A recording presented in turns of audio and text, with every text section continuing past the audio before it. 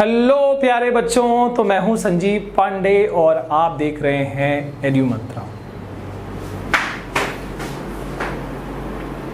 Hello guys, welcome back. मैं हूं संजीव पांडे और आप देख रहे हैं एड्यू मंत्रा। तो बिना एग्जाम के 11 में आके कैसा लग रहा है मुझे बताना जरा कमेंट करके। कुछ बच्चे बहुत पॉजिटिव हैं, कुछ बच्चे बोल रहे नहीं सर मज़ा नहीं आ रहा, इतना पढ़ाई की थी। मुझे बताना कमेंट सेक्शन में। और आज की जो वीडियो है guys, this is very important video, क्योंकि यहाँ पर मैं आपके माइंडसेट को थोड़ा सा सही करूँगा। क्योंकि बच्चे जब 10वीं से 11वीं में आते हैं, भले एग्जाम दे के आए हों या ना दे के आए हों, पर एक अलग सा माइंडसेट चलता है। होता क्या है ना कि आप ये सोचते हो कि भाई 12th में फिर बोर्ड है, 11th आपको मिला है ऐश करने के लिए, एंजॉय करने के लिए, क्यों ना करें, ठीक है। तो शुरू से एकदम लूज पड़े होते हैं मैक्सिमम बच्चे। मैं सारे बच्चों की बात नहीं कर रहा, बट मैक्सिमम बच्चे, ठीक है। तो इसके क्या दुष्परिणाम हो सकते हैं वो मैं आपको यहाँ बताने वाला हूँ। और इसके अलावा और क्या क्या चीज़ें हैं जो आपको करनी चाहिए, what things you should do, वो मैं बता देता हूँ, ठीक है। What is the main problem, असली दिक्कत, असली परेशानी किस चीज में है जो तुम नहीं समझ रहे, वो देख लो। ये तुम्हारा क्लास 1 2 3 4 5 6 7 8 9 10 ये 10वीं तक आ गया तुम्हारा, ठीक है। अब देखो मैं इसके बाद की कहानी दिखा रहा हूँ। ये है तुम्हारा 11th क्लास, ये है तुम्हारा 12th क्लास। भर की चीजें तो है, पर 10वीं और 11वीं में जो चीज दिख रही है तुमको, वो शायद 9th 10th में वो चीज नहीं दिख रही। 9th 10th के बीच में ना, जल्दी बताओ क्या है, क्या वो चीज है जिसकी मैं बात कर रहा हूँ। I am talking about the gap. समझ रहे हो? देखो यहाँ पर ये गैप कितना, बच्चा यहाँ से आसानी से यहाँ पर आ गया ना, 9th से 10th में आ गया, है ना, 6th से 7th में आया, 7th से 8th में आया, 8th से 9th में भी थोड़ा सा गैप था, है ना। 9th में कुछ अच्छे खासे न्यूमेरिकल्स शुरू किए हमने, तो था थोड़ा गैप। बट तुम देख रहे हो 10th और 11th में क्या गैप है, उतना बड़ा गैप 11th 12th में भी नहीं। 11th के बाद बच्चा 12th में आता ना, वो काफी स्मूथ हो जाता है, काफी इंजॉय करता है, मतलब अपने सीनियर से पूछ लेना। लेकिन जब आप 10th से 11th में जा रहे हो तो ये काफी लंबा चौड़ा गैप है ना। ये देखो इतना बड़ा गैप है, और वो भी ऐसे तिरछा गैप। तो सर क्या कर सकते हैं, what is the solution for this, क्या सोल्यूशन हो सकता है। देखो सोल्यूशन मैं यहां दिखा देता हूं। अगर कुछ ऐसी चीज बना दी जाए, एक यहां पर एक तरीके का ब्रिज बना दिया जाए, तो ये जो तुम्हारा इतना बड़ा गैप है वो कम हो जाएगा और ये सीढ़ी चढ़ना आसान हो जाएगा, है ना। इसी को कहते हैं ब्रिज कोर्स। यही होता है ब्रिज कोर्स, ठीक है। स्पेशली फॉर 11th साइंस के बच्चे, ठीक है, जो जेन्युइन है वो बता रहा हूं। कॉमर्स के लिए भी ये चीज, जो ह्यूमैनिटी आर्ट्स के लिए है उनके लिए भी ये चीज है, बट जो साइंस वाले बच्चे हैं वो तो बहुत तगड़ा फंसते हैं इस चीज में। ओके, तो इस बात को ध्यान रखना कि ये इतना बड़ा जो गैप है 10th के बाद 11th का, this can only be filled अगर आप पूरी तरह से तैयार हो इस चीज को समझने के लिए। क्योंकि अगर आपने यहां गड़बड़ कर दी ना, तो वो गड़बड़ 11th से 12th में भी जाएगी और वो गड़बड़ आगे भी दिखेगी। सो समझ गया ना क्या करना है, कि आपको बेसिक जो फाउंडेशन वाली चीजें हैं, जो ब्रिज कोर्स जो होता है, यानी ब्रिज कोर्स क्या है सर, कैसे पढ़ेंगे, क्या पढ़ेंगे, जो शुरुआत में इंट्रोडक्टरी चैप्टर्स जो होते हैं ना, that is a bridge course. जैसे अगर बात करें हम 11th साइंस की, तो वहां पर जो मैथमेटिक्स इन फिजिक्स पढ़ाया जाता है, लॉगरिथम, कैलकुलस, वेक्टर्स, ठीक है। इसके अलावा जो भी ट्रिग्नोमेट्रिकल फॉर्मूलाज जो रहते हैं, तो ये सब चीज जो कराई जाती है, एंगल्स के बारे में, ग्राफ के बारे में, ये सब ब्रिज कोर्स है जो आपको शुरू में कराया जाता है और जिसमें आप ध्यान नहीं लगाते, और वहीं पर फॉर्मूला नहीं पढ़ा तो आगे पूरे फिजिक्स में तुमको, फिजिक्स केमिस्ट्री मैथ्स हर जगह पे वो तुमको दिक्कत देता रहेगा, ठीक है। जो बच्चे फिजिक्स केमिस्ट्री बायोलॉजी लेते हैं, पीसीबी लेते हैं, वो सोचते हैं हमको तो मेडिकल लाइन में जाना है, तो हम क्यों यहाँ पर इतना मैथ्स में माथा फोड़े। बट वो फिजिक्स में तुमको दिक्कत देगा, केमिस्ट्री की न्यूमेरिकल्स में प्रॉब्लम देगा।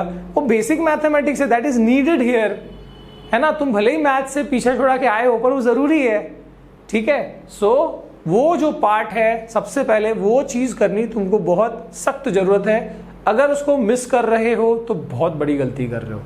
और पूछ लेना उन लोगों से जो सीनियर्स होंगे, जिन्होंने यहाँ पर ये गलती करी होगी, और अब तुमको क्या वो जो सजेशन है देंगे ना वो तुम खुद ही पूछ लेना।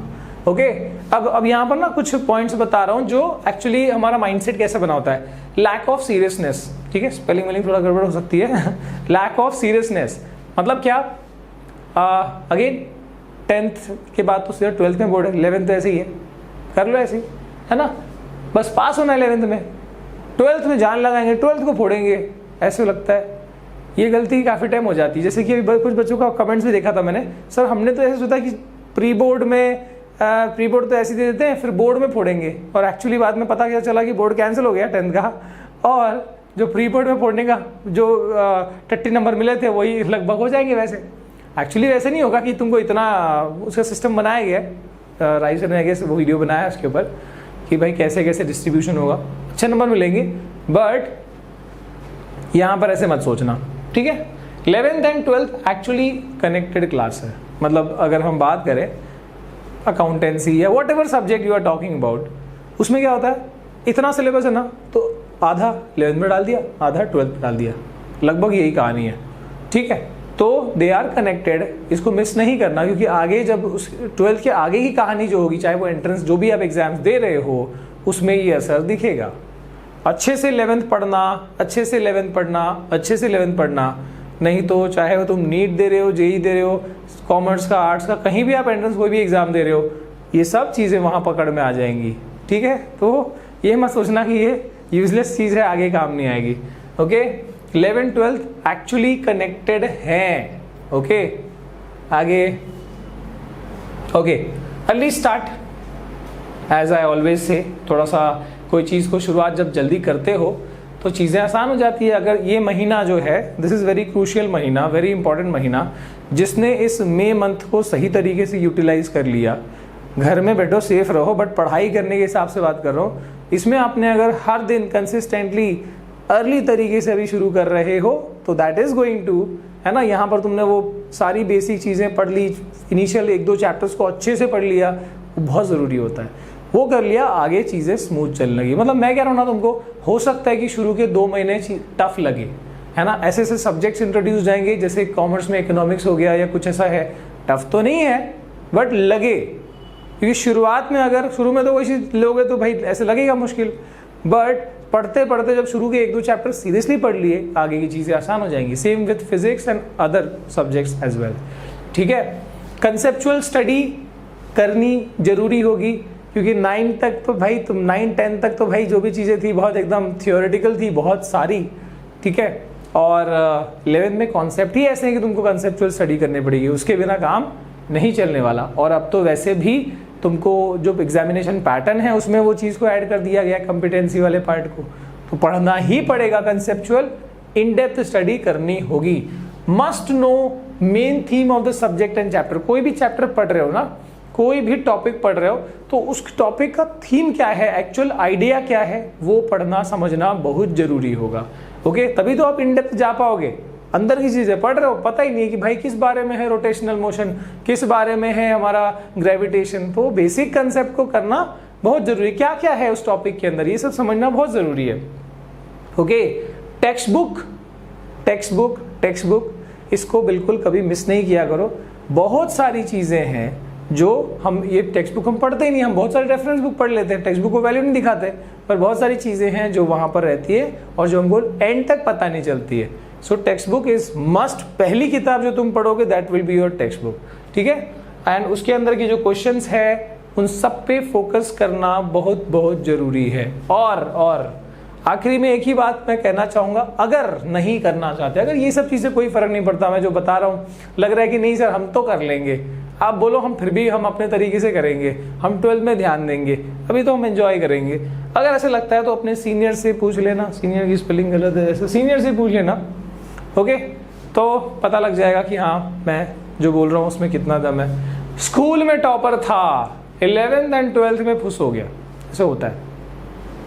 मैंने कई बार देखा है बच्चा 10th में टॉपर था, है ना, 90+ 95+ लाया, 11th और 12th में जाके एकदम से धप से गिरा है। क्योंकि वही है, एक तो ओवर कॉन्फिडेंस होता है, दूसरा ये यही समझ रहा होता है कि भाई चलो ठीक है यार 11th में थोड़ा आराम करते, फिर 12th में एकदम भागेंगे दौड़ेंगे, लेकिन वही गलती कर दी है। ठीक है। और एक इसका एकदम वाइस वर्सा भी पॉसिबल है, या होता है कि बच्चा जो है ना 10th तक एकदम फुद्दू लग रहा था, ठीक है, 10th तक लग रहा था कि यार नहीं यार ये तो कुछ नहीं कर सकता, पर वो 11th में जाके ना लिटरली 11th से वो एक अच्छा मतलब बंदा बन जाता है, पढ़ाई वढ़ाई एकदम बहुत अच्छा से करने लगता है, ठीक है, क्योंकि वो उस चीज़ को समझ लेता है और उसका मार्क्स में भी वो कन्वर्ट होता है, ठीक है। तो समझ लो कि तुमको एक मौका दिया जा रहा है, जो भी तुम आगे पीछे थे ना, अब तुम सेम लाइन बराबरी पे आ गए, अब तुम यहाँ से कैसे दौड़ लगा रहे हो 11th से, उससे फर्क पड़ेगा। जो 11th में तेज दौड़ा ना, यहीं से जिसने दौड़ लगा दी है वो आगे दिखेगा, जो यहाँ पर थोड़ा स्लो जा रहा है या रुका हुआ है वो पीछे दिखेगा, ठीक है। तो आई होप कि तुमको ये सारी बातें जो है वो थोड़ा पल्ले पड़ी है, अगर है तो मुझे कमेंट करके बताना, कुछ और दिक्कत है let me know. Thank you for watching, see you again next time guys, bye bye bye. रख दूं, चलो अबे जाओ।